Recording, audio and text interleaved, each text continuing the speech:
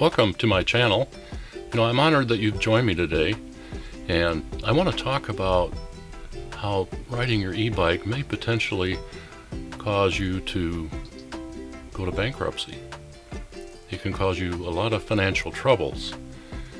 So I want to get into that here in just a second, but before I do, what I want to do is just let you know that we're here down in Florida in our motorhome, and I've got our little Yorkie Ginger here with me today, and she seems to want to be on my lap anytime I do a video, whether it's a Zoom video or whatever.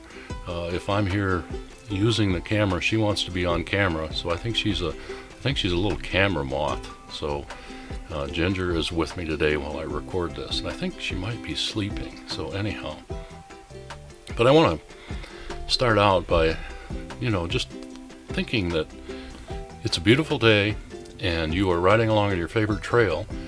The trail is flat and you are enjoying the fresh air as you effortlessly speed along at 15 or more miles per hour or more. And you see there's a family up ahead of you, and you've got plenty of room to pass them. And as you're going by, a small girl on her bicycle veers out in front of you, and you're not able to avoid her, and you crash into her, and you both tumble along the trail, and you're in a bundle of body parts and bicycles. And when you get up, the dust clears and you check your injuries. You struggle a bit, you're sore, you've got scrapes and scratches, and you've had some bruises, but otherwise you're doing pretty good. But you look around and you see that the little girl didn't fare quite as well. She's on the ground screaming, her leg is bleeding, and it looks like she has a compound fracture. Now the mom is attending to the little girl, and her dad is on the phone, probably calling 911. And you wait a little while, and you're nervous and you're pacing as much as you can with how you feel. And a short while later, the ambulances show up, and they take you and the little girl to the hospital. And when you get there, you check out okay, but you learn that the little girl's in surgery getting her leg repaired. And you feel bad for her. You feel bad all the way around. A couple of weeks later, you hear a knock on the door. It's a deputy sheriff who hands you a bundle of papers. And after reading those papers, you learn that you're being sued by the family for the little girl's injuries. Now, your problems just began. Now you read through the legal papers, the complaint, and you learn that the family is complaining that you were negligent because you failed to warn them as you approached them from behind, and you passed them without any warning. And it was your duty to warn them as you passed so the family could stay out of your way. Something you didn't do. And that's called negligence.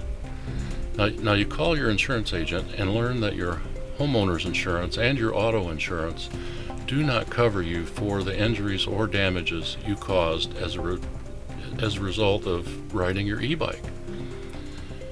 Now you're on the hook for all of the legal costs for defending yourself and for the monetary damages that may be awarded to you, not you, the family, awarded to the family, and this could bankrupt you. Now with this story, have I convinced you that you should learn a little bit about liability you face as a rider of an e-bike? And maybe how insurance can protect you. Now if you're an e-bike enthusiast, and especially if you ride your bike a lot, it's important to understand the potential risks and liabilities that come with riding these electric bicycles. And that's from accidents to property damage to personal injuries, and we'll cover all that and all you need to know to protect yourself and others while you're on the road. First up, let's talk about liability for accidents. If you are involved in a crash while riding your e-bike, you could be held responsible for any injuries or damages that you cause to others. This includes damages to vehicles, property, or people. And if the accident was your fault, you may be on the hook for paying the damages or injuries that you caused. But don't worry, there are ways to minimize your risks of getting into an accident while you're riding your e-bike. That's the first thing you want to do, is minimize those risks. So you minimize those risks by paying attention to all of your surroundings and following the traffic laws and any regulations that you may have maybe on the trail that you're riding. And by doing this, you can significantly reduce the chances of being involved in a crash. And one way to protect yourself from the financial burden of paying for damages or injuries caused by an accident is through insurance. So at this point, it's a good time to say that I'm not an insurance agent, I don't represent any insurance company, and I'm not being paid by anyone to produce this video. Now, I am a lawyer, however, and I understand the risks and liabilities you face as an e-bike rider. And I'm sure you all experience this too, and that is every day you see commercials on television by attorneys advertising their services in the event that you're injured in an accident. And these commercials really promote people to join the lawsuit lottery and jump in there and see if they can come out big. And these commercials make it look like that you will come away with any kind of injury with a lot of money. So people are out there looking to find lawsuits. So you don't want to be one of those people that they're looking at. So how do you protect yourself? As I mentioned, most auto insurance and homeowners insurance policies do not protect you when you're riding your e-bike. So many e-bike owners choose to purchase an insurance policy that's specifically for their e-bike.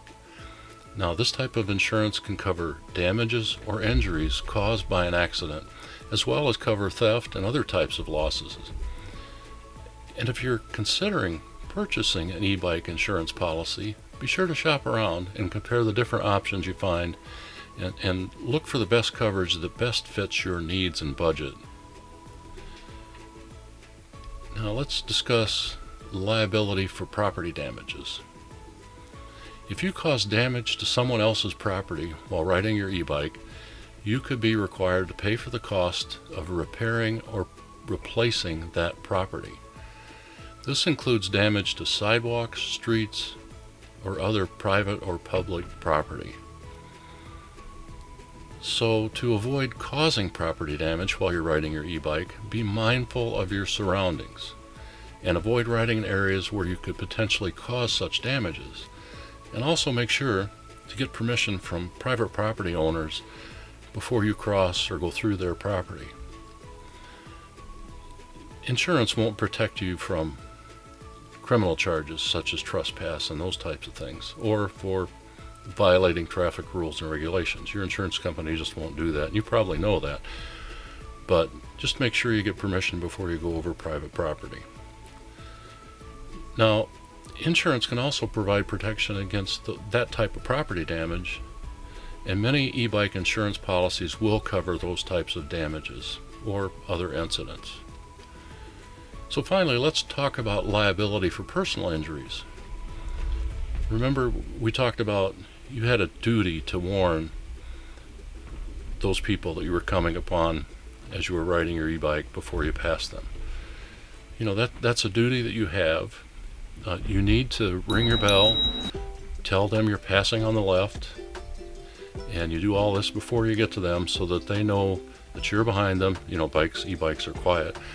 So you know that you're coming up behind them and you're going to pass them. That way they can avoid getting into your path. And that's your duty. And if you breach that duty, you're negligent, plain and simple. That's an expectation. So, if you're found to be at fault for an accident out there on the road or the trail, and you cause injuries, you could be liable for all the medical expenses, lost wages, and other damages that you cause as the result of the accident. So, looking at those liability features in an e-bike insurance policy is really important, and it's probably important to have that type of coverage if you're out riding your e-bike a lot. You never know what's going to happen. You may not be at fault, and you can still get sued, as I mentioned. Now, to protect yourself from personal injuries while riding your e-bike, you want to make sure you always wear a helmet, and make sure to always wear other protective gear. Follow all the traffic laws and regulations, and you're gonna do well. So check out those e-bike insurance policies. There's several of them. I do have another video that deals with e-bike insurance, and I'll put a link to it somewhere up in here. You'll see that pop up. And I want to say that if you found this video helpful, please hit the subscribe button, hit the like button, and if you do this, it helps other people find this video. It helps promote the channel and YouTube through their algorithm, and I really appreciate it. And I'm honored that you joined me today for this video. So I want to say I want to tell you to stay safe and happy riding. Enjoy, everybody. Bye bye for now.